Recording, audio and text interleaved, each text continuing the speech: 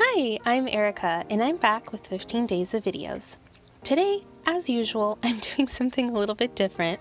I'm working with two 8x6 pages that I just printed out through Photoshop, and I'd never tried Ali Edwards' Stories Kit, and I just got one in. This one is called Bloom.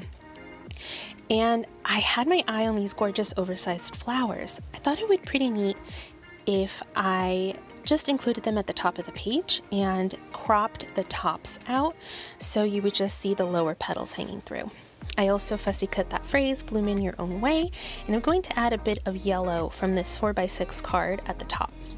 The story is all about my kiddo and how she's blooming into a very loving and considerate and conscientious toddler.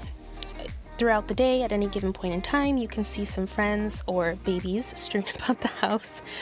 But lately we've been discovering that she'll take a little bit better care of them, and this one is her Moana doll that she wrapped up in a blanket on the comfiest place on the couch and administered some medicine in that orange syringe because she wasn't feeling very good.